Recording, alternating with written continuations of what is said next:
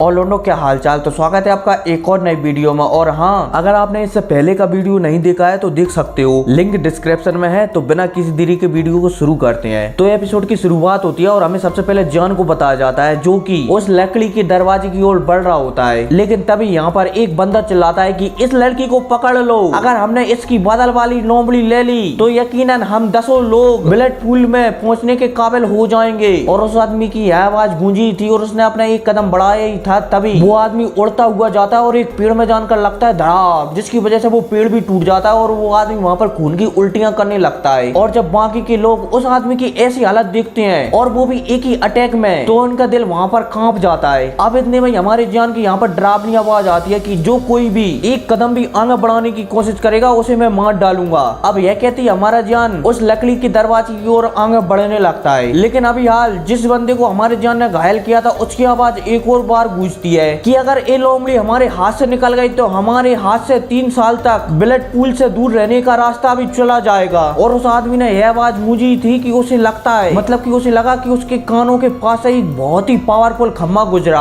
अब इतने में जान हमारा कहता है कि मैं लास्ट बार कह रहा हूँ, मुझसे दूर रहो। लेकिन ये आदमी एक बार और इन सबको भड़काने लगता है और इस बार ये सबके सब भड़क जाते हैं। और तो और हमारे जान में भड़क जाता है तो इस आदमी को वो पास पहुंचता है और इसकी छाती में एक जोर से मुक्का जड़ देता है। और जैसे हमारा जान इस आदमी की छाती में मुक्का जड़ता है तो ये आदमी वहीं पर टिल हो जाता है। लेकिन भाई इस आदमी के कारण अब आस पास के आदमी भड़क चुके थे, इसलिए अब वो भी यहाँ पर मतलब कि हमारे जान पर हमला करने लगते हैं, लगे तिरी लगे तिरी लगे तिरी। और तो और ये सब लोग मिलकर थोड़ी देर के लिए उस दरवाजे को भी बंद कर देते हैं ताकि हमारा जान उस दरवाजे के अंदर न जा सके। अब इतने में हमारा जान चलता है तो वो अपनी तलवार को बाहर निकालता है और तलवार को बाहर निकालने के बाद वो सबसे पहले इस पेड़ के दरवाजे को खोलता है और खोलने के बाद फिर नालायन को से कहता है कि तुम इसके अंदर चली जाओ। तो नालायन भी हमारे जान से कह देती है कि ठीक है, मैं तुम्हारा दरवाजे के अंदर तुम्हारा इंतजार करूंगी। अब यह कहती नालायन उस दरवाजे के अंदर चली जाती है। अब हमारा जान इन सभी की ओर देखता है, हालांकि वो जानता है कि इन सबको मैंने पहले ही घायल कर दिया है। अब यहाँ पर हमारा जान कहता है ज्वाला विखंडन सुनामी, और हमारे जान की यह कहती, और हाँ ये वही टेक्निक है जिसे हमारे जान ने ब्लैक कॉर्नर में खरीदा था,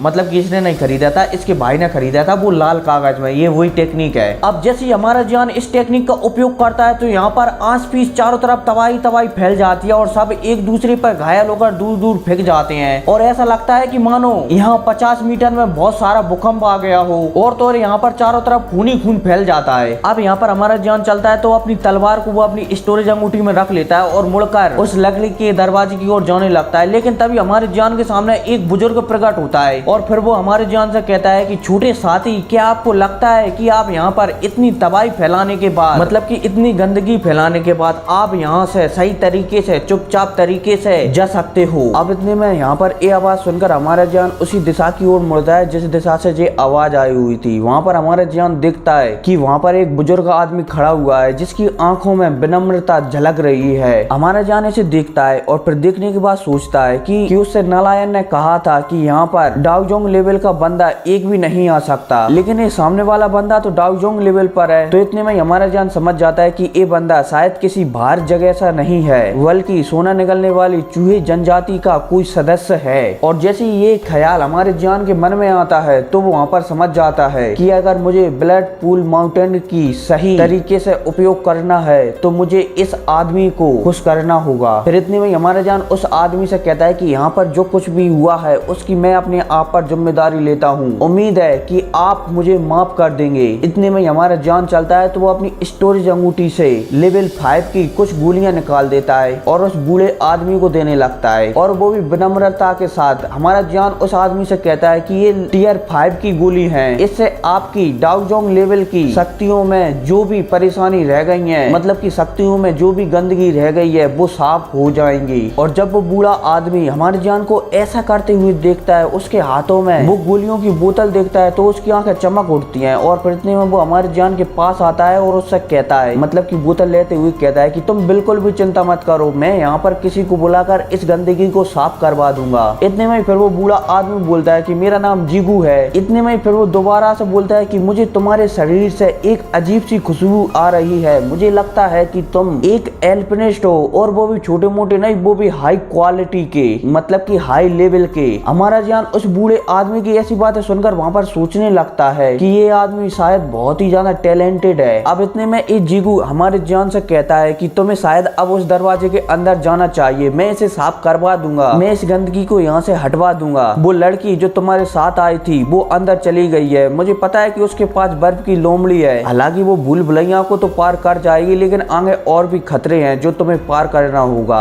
और हाँ, मैं तुम्हारा ख्याल रखने के लिए किसी से कह दूंगा, क्योंकि अब तुमने मेरी इतनी मदद की है तो मेरा भी थोड़ा बहुत मदद करने का फर्ज बनता है। और जब हमारा जान वहाँ पर जीगू की ऐसी बातें सुनता है तो वो भी मन में सोचने लगता है कि शायद एक सौदा मेरे लिए घाटे का सौदा नहीं रहा। अब इतने में हमारा जान चलता है तो उस पेड़ के दरवाजे की ओर जाने लगता है, लेकिन तभी सीन शिफ्ट होता है और हमें जीगू को बताया जाता है, जो कि सोच रहा होता है कि शायद ये लड़का हमारी थोड़ी सी मदद कर सकता है। अब इतने में जान को बताया जाता है, जो कि उस दरवाजे से अंदर चला जाता है। अब वहाँ पर जाते ही हमारे जान को चारों तरफ चमकदार कोहरा मिलता है, लेकिन तभी नालायन की आवाज आती है और वो कहती है कि जान तुम आ गए, चलो अब हम चलते हैं। लेकिन जान को नालायन आस पास कहीं पर भी दिखाई नहीं दे रही थी। तभी नालायन जान से कहती है कि जान एक कोई जादुई कोहरा है, इसलिए मैं तुम्हें नहीं दिखूंगी, सिर्फ मेरी आवाज ही तुम्हें सुनाई देगी, चलो इस कोहरे से बाहर निकलते हैं। तो हमारा जान चलता है तो वो भी नालायन की आवाज के पीछे पीछे जाने लगता है। अब ये लोग आधे घंटे तक चलते हैं और आखिर आधे घंटे तक चलने के बाद ये लोग इस कोहरे से बाहर निकल जाते हैं। अब जैसे ये लोग बाहर निकलते हैं तो यहाँ पर देखते हैं कि सामने एक बहुत ही ऊंची पहाड़ी है और उस पहाड़ी पर एक पतला सा रास्ता गया है और उस रास्ते पर लगातार गोल्डन कलर के बालों वाले चूहे इधर से उधर घूम रहे हैं। अब यहाँ पर नालायन हमारे जान को थोड़ी सी जानकारी देती है और जानकारी देने के बाद ये लोग उस पहाड़ी के पतले रास्ते पर जाने लगते हैं। अब सीन शिफ्ट होता है और हमें एक मंच का सीन बताया जाता है, जहाँ पर 20-25 लोग खड़े हुए हैं और यहाँ पर ये 25 बंदे ग्रुप में डिवाइडेड हैं, मतलब कि कोई सिंगल बंदा है, कोई 2 बंदे हैं, कोई 3 बंदे हैं और कोई 4 बंदे हैं। ऐसे जैसे यहाँ पर बंदे खड़े हुए हैं। अब एक लड़की को बताया जाता है जिसका नाम मिस फेंग होता है और इस लड़की की ओर सभी लोग घूर घूर कर देख रहे होते हैं और इसकी ओर आकर्षित हो रहे होते हैं। तभी यहाँ पर 2 बुड्ढे आ जाते हैं और वो कहते हैं कि भूल भुलैया का दरवाजा पूरी तरह से बंद कर दिया गया है, अब बारी है इस चौकी को तोड़ने की। और वो कहती हैं। तभी वहाँ पर 2 लोग और आ जाते हैं, जिनमें से एक होता है हमारा जान और एक होता है नालायन। वहाँ पर जान आते ही कहता है कि मुझे माफ कर देना, मुझे थोड़ा टाइम हो गया यहाँ पर पहुँचने में। अब यहाँ पर इतने में हमारे जान की नजर इस ग्रुप पर पड़ती है, मतलब कि इन 25 लोगों पर पड़ती है। हमारा जान यहाँ पर सोचने लगता है कि इतने बंदे मुझसे पहले यहाँ पर कैसे पहुंच गए, लेकिन हमारा जान उन 25 बंदों को देख ही रहा होता है। इतने में उसकी नजर मिस फेंग पर पड़ती है, जो कि हमारे जान को ही देख रही होती है। हमारा जान भी मिस फेंग को ही देख रहा होता है। अब इन दोनों के बीच टांगा टांगी होती है, जहाँ पर हमारा जान सोच रहा होता है कि ये लड़की पता नहीं कितनी पावरफुल होगी, और वहीं वो लड़की मतलब कि मिस फेंग भी सोच रही होती है जान के बारे में कि इस लड़के ने बिंडे लाइटनिंग पवेलियन को बहुत ज्यादा नुकसान पहुंचाया है। अगर मैं इसे पकड़ लेती हूँ या फिर इसे मार डालती हूँ तो मुझे शायद भविष्य में मिंड लाइटनिंग पवेलियन की हेड की सीट मिल जाए या फिर कुछ सहायता मिल जाए हेड की सीट को लेने में। अब इतने में हमारे जान को बताया जाता है, जिसकी नजर 2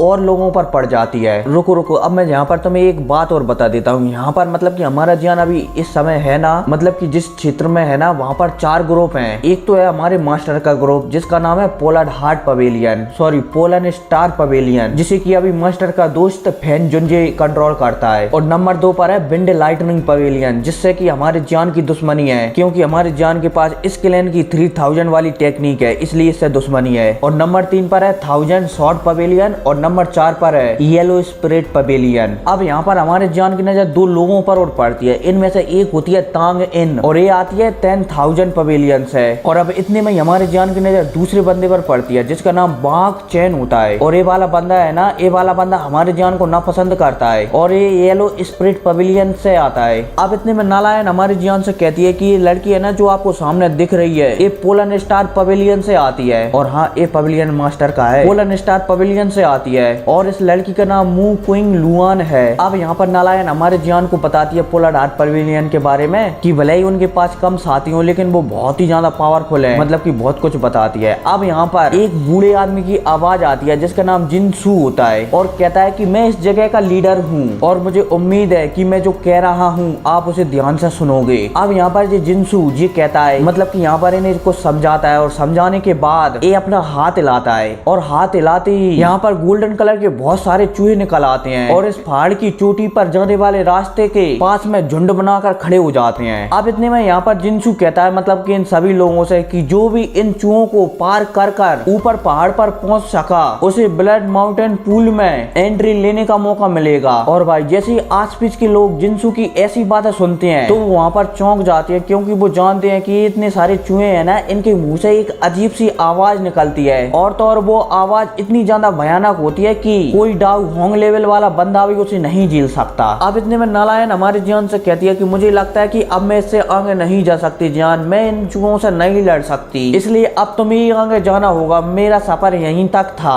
और जब हमारा जान नालायन की ऐसी बात सुनता है तो वो उससे कहता है कि कोई बात नहीं, मुझे बताओ कि इन चूहों से कैसे लड़ा जाता है और आखिर ये चूहे हम पर किस प्रकार से हमला करेंगे। अब यहाँ पर नालायन हमारे जान को बताती है कि ये चूहे है ना एक प्रकार की तरंग ऊर्जा को छोड़ेंगे जो कि हमारे कानों में जाएगी और हमारे माइंड को शून्य कर देगी। मतलब कि अगर हमें इनसे सीधे सीधे लड़ना है तो हमें भी कोई सोनिक्स टेक्निक चाहिए, मतलब कि आवाज वाली टेक्निक की आवश्यकता पड़ेगी। तो हमारा जान यहाँ पर सोचने लगता है कि उसके पास एक आवाज वाली टेक्निक है जो कि उसने ब्लैक कॉर्नर क्षेत्र में रैंक 7 की गोली को खाने के बाद आई थी, मतलब कि ड्रैगन पिल। और तो और उसने इनर एकेडमी से भी उस डाउट टेक्निक का एक और सेकंड वर्जन ले लिया था, मतलब कि आवाज वाली टेक्निक की एक टेक्निक भी ले ली थी। और हमारे जान को तब उस टेक्निक का ख्याल आता है तो वो उस बारे में सोचने लगता है और फिर कहता है कि तुम चिंता मत करो नालायन, तुम भी मेरे साथ चलोगी। अब यहाँ पर इन सबके बीच मतलब कि 25-26 बंदों के बीच आपस में बात चली रही थी कि हमें एक साथ चलना चाहिए, ऐसा करना चाहिए, वैसा करना चाहिए। इतने में वहाँ पर जिनसू की आवाज दोबारा से आती है कि चेक पॉइंट को तोड़ना शुरू करो। और भाई जैसे ही वहाँ पर जिनसू की आवाज गूंजती है तो वहाँ पर एकदम साइलेंट खा जाता है, मतलब कि कोई भी बीच में बोलने की हिम्मत नहीं करता। और फिर क्या इसी के साथ ये एपिसोड भी खत्म हो जाता है। मिलते हैं अगली वीडियो में, तब तक के लिए टेक केयर एंड